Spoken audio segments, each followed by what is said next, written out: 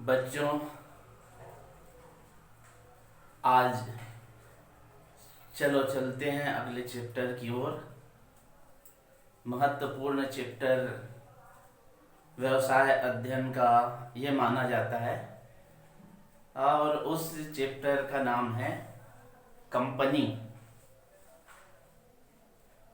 Company Latin भाषा का शब्द है और ये दो शब्द से मिलकर बना है। दो शब्दों से मिलकर बना है, काम और पनी। ये दो शब्द से मिलकर बना है और काम का मतलब होता है साथ साथ। काम का मतलब होता है साथ साथ। पनी का मतलब होता है रोटी, या इंग्लिश में इसको कहते हैं ब्रेड।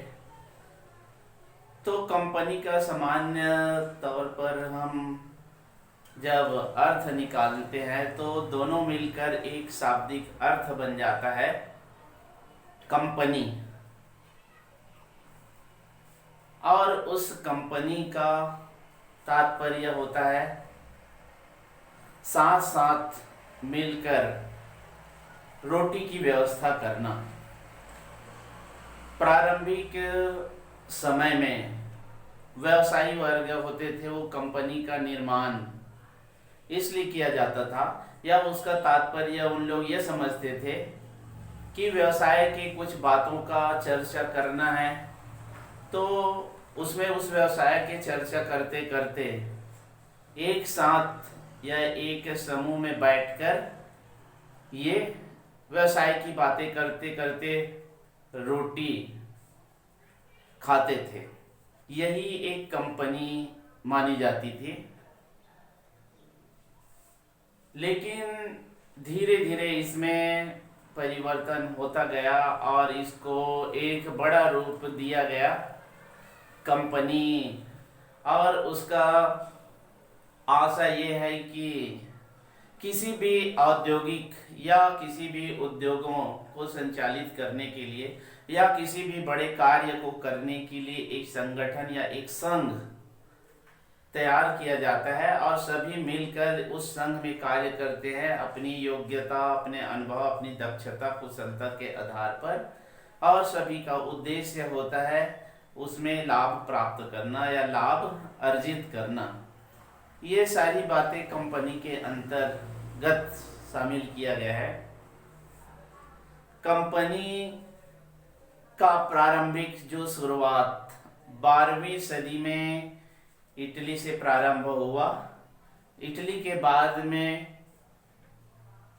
ब्रिटेन में 16वीं शताब्दी में शुरुआत हुआ और हमारे भारत में ब्रिटिश शासनकालीन जो समय था उस समय हमारे भारत में इस कंपनी का प्रादुर्भाव हुआ, प्रारंभ हुआ 1860 में। और यही धीरे धीरे कंपनी का विस्तार बढ़ता गया और 1956 में कंपनी अधिनियम बनाया गया। और उस कंपनी अधिनियम बनाने के बाद में कई वर्षों तक के औद्योगिकरण या कोई उद्योग की स्थापना करना या कोई भी कच्चे माल को निर्माण करना या कोई ऐसे कार्य जो है उसको करने के लिए कंपनी की आवश्यकता पड़ती थी।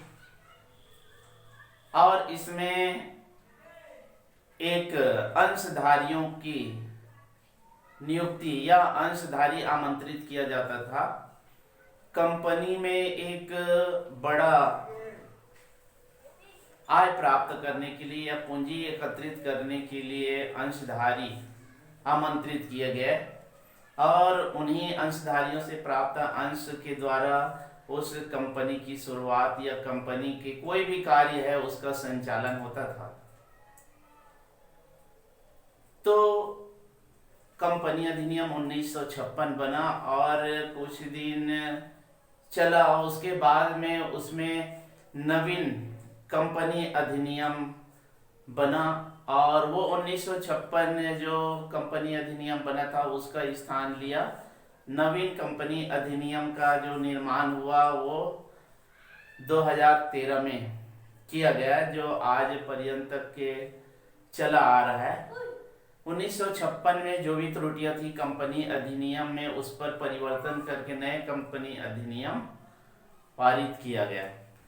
संशोधन कहा जा सकता है इसको, और आज पर्यंत के वो कंपनी अधिनियम संचालित किया जा रहा है।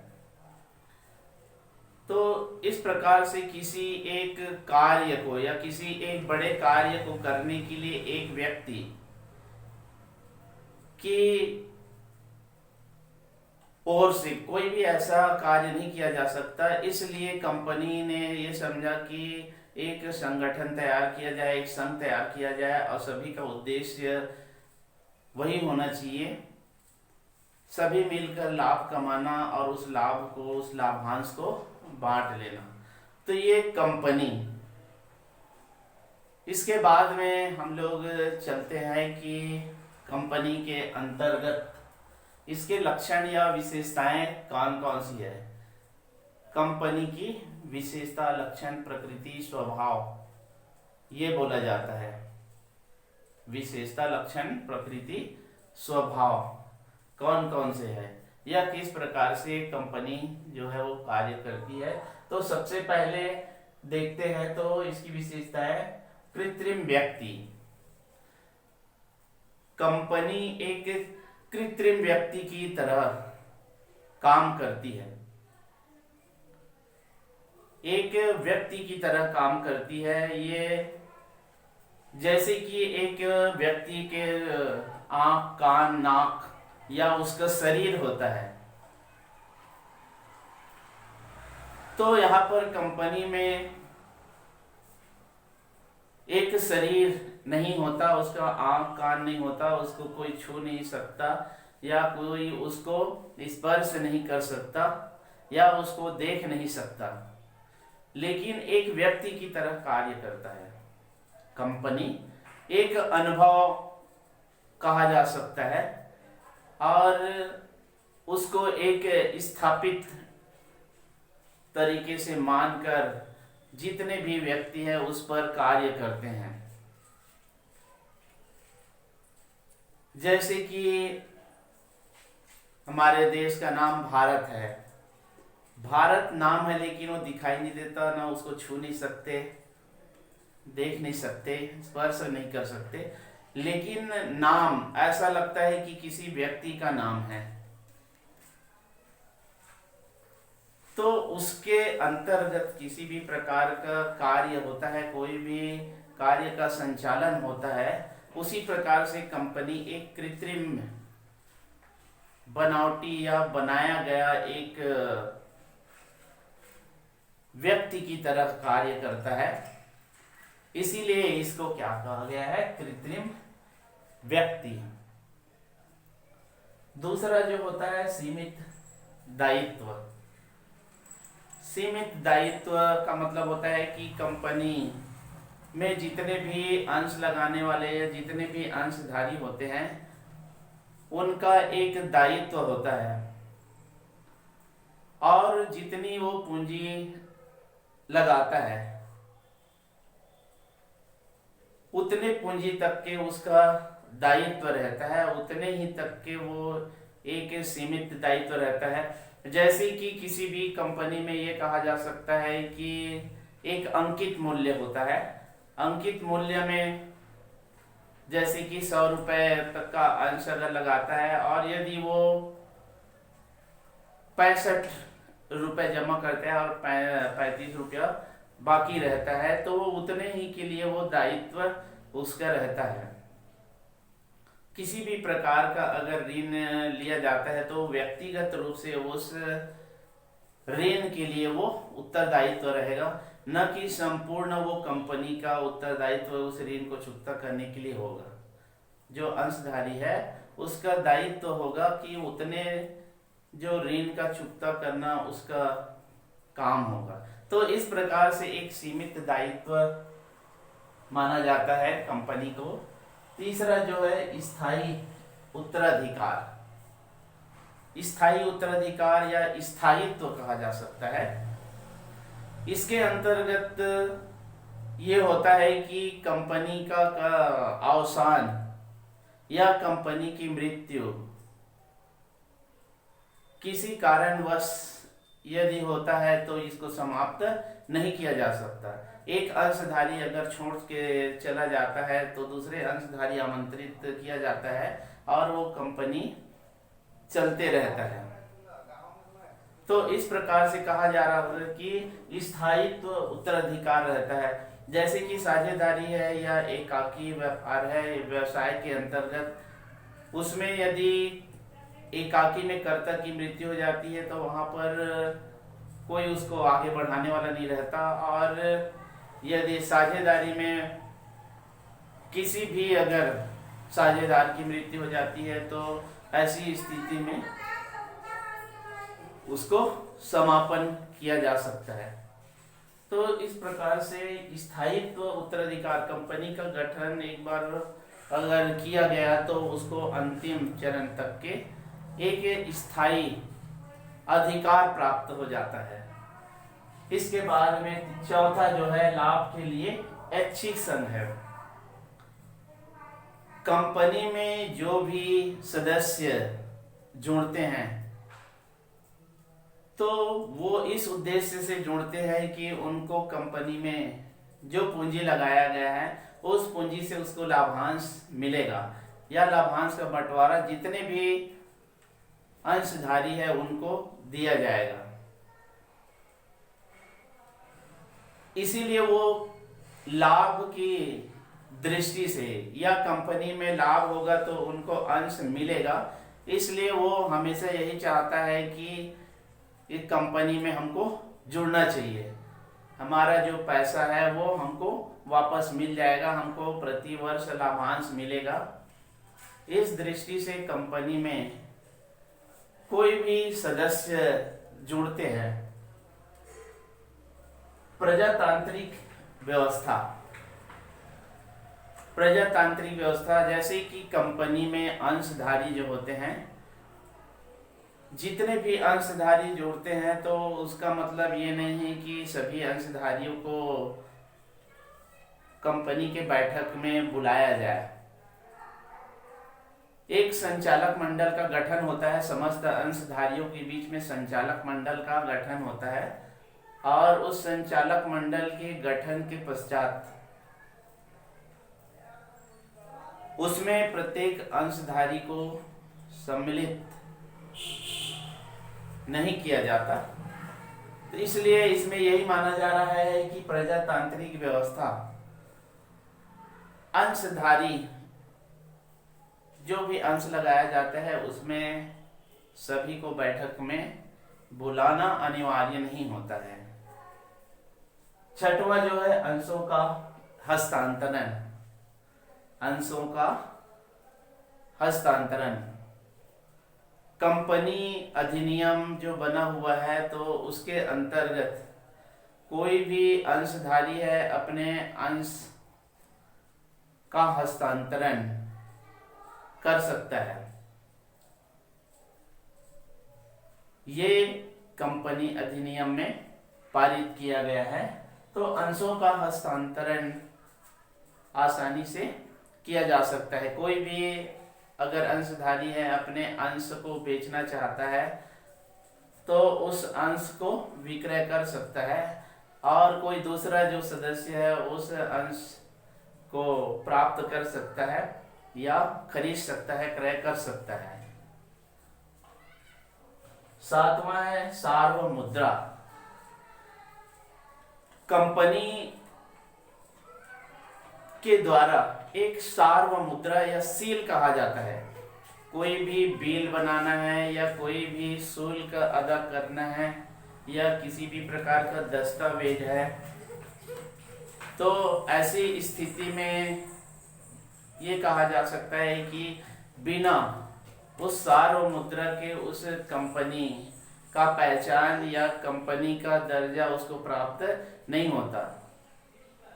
जैसे कि एकाकी व्यापार है या साझेदारी में इसमें सार्वमुद्रा की जरूरत नहीं पड़ता, लेकिन कंपनी में सार्वमुद्रा या सील की जरूरत पड़ती है। बिना सील या अपने सार्वमुद्रा के कोई भी कंपनी को वो अधिकार प्राप्त नहीं हो जाता। इसलिए कंपनी के पास में एक सील मोहर रहना जरूरी है और उसी सील मोहर के आधार पर उस कंपनी का अधिकार बनता है और वो किसी भी संगठन या किसी भी संघ का संचालन कर सकते हैं। तो इस प्रकार से कंपनी के बारे में हमने पढ़ा और कंपनी की कौन कौन से विशेषताएं लक्षण हैं ये आपको यहाँ पर बताया गया। अब चलते हैं कि कंपनी का वर्गीकरण किस प्रकार से किया गया है। कंपनी का वर्गीकरण देखते हैं यहाँ पर।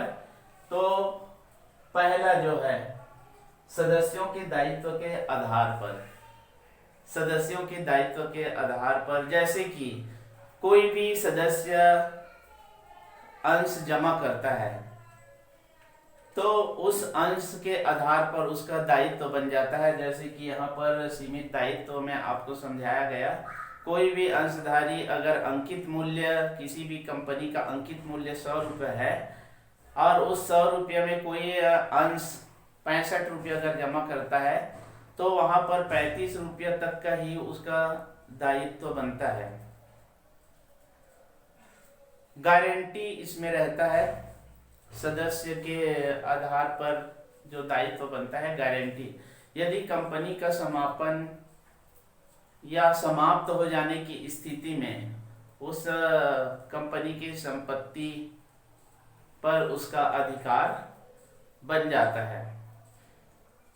तो इस प्रकार से सदस्यों के दायित्व के आधार पर वर्गीकृत किया गया है। दूसरा जो है सदस्य संख्या के आधार पर, सदस्य संख्या के आधार पर जैसे हम कह सकते हैं कि निजी कंपनी और सार्वजनिक कंपनी, इस प्रकार से दो भागों में इसको बांटा गया है जनता के आधार पर।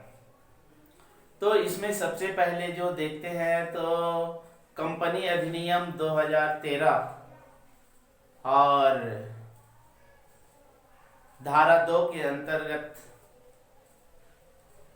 इसमें ऐसे व्यक्तियों का एक समूह होता है जो 2 से अधिक नहीं होता और इनका जो चुकता जो पूंजी है वो 1 लाख तक के इसमें शामिल किया गया है निजी कंपनी में। और निजी जो कंपनी होता है इसमें प्राइवेट लिमिटेड लिखा जाता है। सदस्य के आधार पर इसको बांटा गया है, उसमें निजी कंपनी प्राइवेट लिमिटेड लिखा जाता है। 2 सदस्य इसमें रहते हैं, 1 लाख इसका जो चुकता पूंजी होता है। और दूसरा जो होता है इसमें सार्वजनिक कंपनी, सार्वजनिक कंपनी में जो होता है 7 सदस्य, ये 7 सदस्य इसमें रहते हैं और इनका जो चुकता पूंजी होता है वो 5 लाख से ऊपर होता है। 5 लाख से ऊपर तक के इसमें एक चुकता पूंजी लगाया जाता है। इसमें जनता को आमंत्रित किया जाता है, कोई भी अंश है उसके लिए जनता को आमंत्रित किया जाता है, इसीलिए इसको सार्वजनिक। लेकिन निजी में जनता को आमंत्रित करने के लिए निषेध लगाया गया है, उसमें प्रतिबंध लगाया गया है। और सार्वजनिक में जनता को आमंत्रित, इसीलिए इसको सार्वजनिक कंपनी संज्ञा दिया गया है। और इसका एक मूल जो पहचान होता है वो है लिमिटेड। उसमें प्राइवेट लिमिटेड होता है तो इसमें सिर्फ लिमिटेड होता है। तो इस प्रकार से सदस्य संख्या के आधार पर इसको वर्गीकृत किया गया है। तीसरा जो होता है आकार के आधार पर। आकार, लघु कंपनी और बृहत कंपनी। लघु कंपनी के अंतर्गत जो इसका चुकता पूंजी जो होता है वो 50 लाख से 1 करोड़ रुपए तक के में हो सकता है। और वृहद जो होता है वो 1 करोड़ से ऊपर इसका चुकता पूंजी लगाया जा सकता है। तो इस प्रकार से ये कंपनी का वर्गीकरण यहाँ पर अभी आप लोग के सामने समझाया गया और कंपनी की विशेषताएं के बारे में हम लोग समझे हैं। अब अगले चैप्टर में और महत्वपूर्ण बातों पर चर्चा करेंगे। धन्यवाद।